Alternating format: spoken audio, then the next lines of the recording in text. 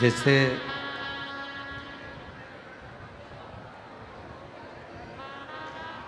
कभी ऐसा योग लग जाए कि कोई आपसे कहे कि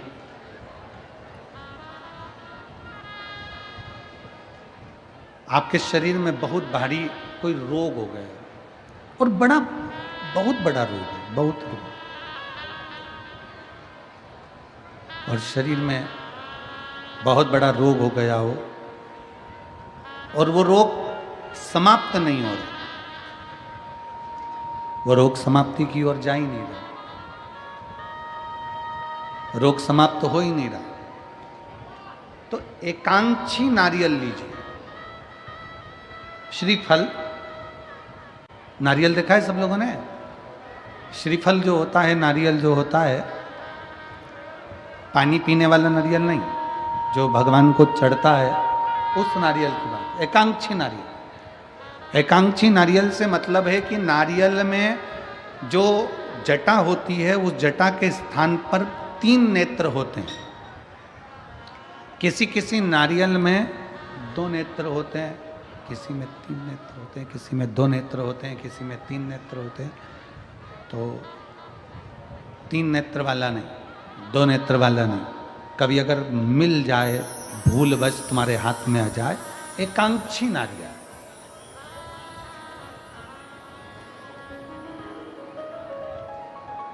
एक नेत्र वाला, पहले बताओ देखा है कि नहीं देखा? पहले ये तो बोलो कि नारियल के पीछे 3 आंखें दिखती हैं, 3 आंखें, किसी में 2 आंखें नजर आती हैं। उसी तरह एक एकांक्षी नारियल, एक नेत्र वाला।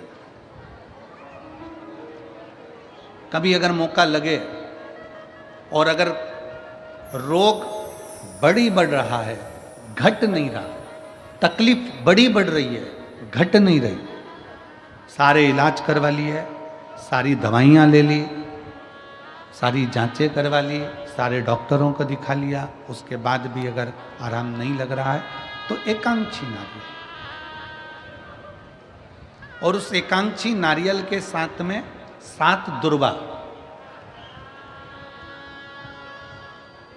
7 बेलपत्र, 7 दुर्वा, 7 बेलपत्र, 7 पीले कनेर के पुष्प हाथ में लेकर, जो व्यक्ति बहुत ज़्यादा बीमारी अवस्था में है और दवाइयाँ भी अगर लॉक नहीं कर रही हैं, डॉक्टर की दवाइयाँ खाते रहो, दिखाते रहो, उसके साथ में वो एकांक्षी नारियल जिसकी एक आंख है, 7 दुर्वा, 7 बेलपत्र, 7 पीले कनेर के पुष्प हाथ में लेकर, श्री शिवाय नमस्तुभ्यम कहते हुए, हाटकेश्वर महादेव का नाम लेकर। कौन से महादेव? हाटकेश्वर महादेव। हाटकेश्वर महादेव का नाम लेकर अपनी कामना करते हुए, बाबा से विनय करते हुए, जहां से, जैसे ये शिवलिंग है, ये जलाधारी है, ये जलाधारी से जल बह रहा है, ये जल बहकर जहां से जाता है, ये जल बहने के स्थान जहां तक है, उसके बीच में कहीं पर भी, जहां जल बह रहा है ना, ये पानी बहकर जहां जा रहा है, उस स्थान पर कहीं पर भी, वो जल बहकर जहां से जा रहा है जमीन पर, उस स्थान पर कहीं पर भी उस नारियल को, एकांक्षी नारियल, 3 आंख वाला नहीं, 2 आंख वाला नहीं, एक नेत्र वाला एकांक्षी नारियल, सफेद पीला कनेर, 7 बेलपत्र, 7 दुर्वा के साथ में उसको रख दीजिए और 1 लोटा जल देवाधिदेव महादेव को दक्षिण के भाग में खड़े होकर, उत्तर की ओर मुख कर यहाँ बैठकर या खड़े होकर इस भाग में उधर की ओर देखते हुए जल समर्पित कर दीजिए। उसमें से 1 बेलपत्र, 1 दुर्वा उठा कर लिया, उसी में से 1 कनेर का पुष्प अशोक सुंदरी वाली जगह पर समर्पित कर दो। दुर्वा सुबह के समय पर खाना है, बेलपत्री दोपहर के समय पर खाना है। उसके बाद में 15 दिन 8 दिन बाद फिर वापस जांच कराओ, आपके रोग में आराम मिलना प्रारंभ हो जाएगा, शिव उसको ठीक करना प्रारंभ करेगा। एकांक्षी नारियल। आजा भैया, ये भी अपशब्द कहना पर शंकर के भक्त के लिए, शिव उपासक के लिए कभी निंदा मत करना, नहीं तो जिंदगी नरक से। शिव की निंदा करी ना जाए, शंकर भगवान की निंदा स्वयं भगवान विष्णु ने सुन ली थी नारद जी के मुख से, तो उनको घोड़े का मुख लग गया था, हयग्रीव अवतार हुआ था। नारद जी ने निंदा कर दी थी तो बंदर का मुख लग गया था। शिव की निंदा करने वाला कभी सुखी नहीं रह सकता। शिव की निंदा से बचने का प्रयास करें, शिव की निंदा से बचिए।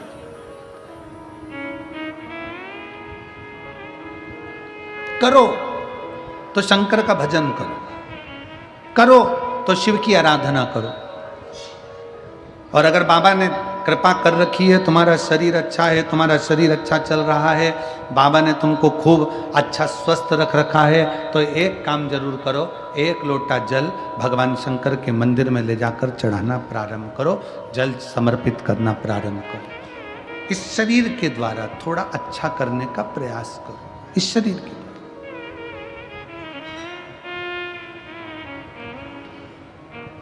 शिव के दरवाजे पर जाओ, एक लोटा जल समर्पित करो। तारकासुर मर गया, तारकासुर के प्राण छूट गए।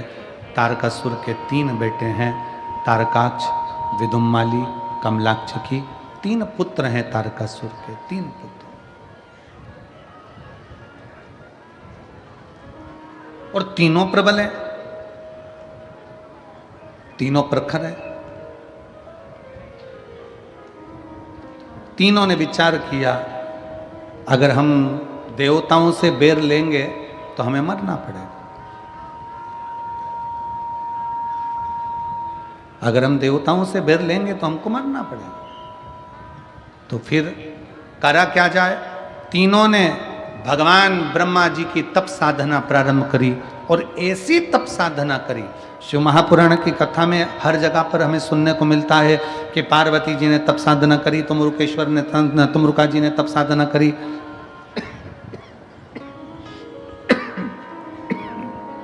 सब तप साधना में लीन होते चले जा रहे हैं, तप साधना कर रहे हैं।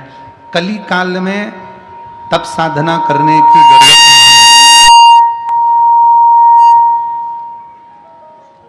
कली काल में गला खींच रहा है आशीष बहुत ज्यादा मात्रा में, तो खांसी आ रही है, उसमें रूखापन आ रहा है बहुत ज्यादा।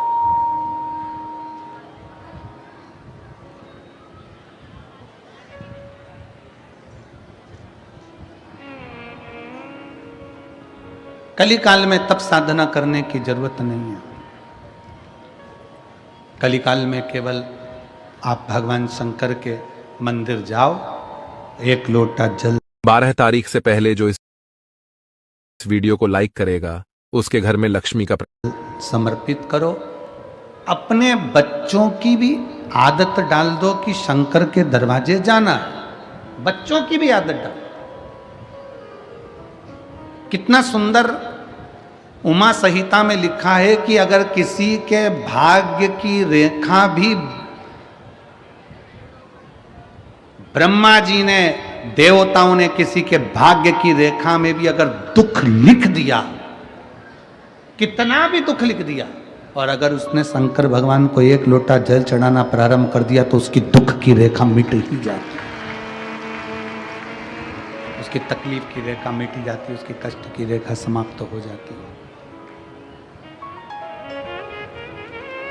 एक पत्र है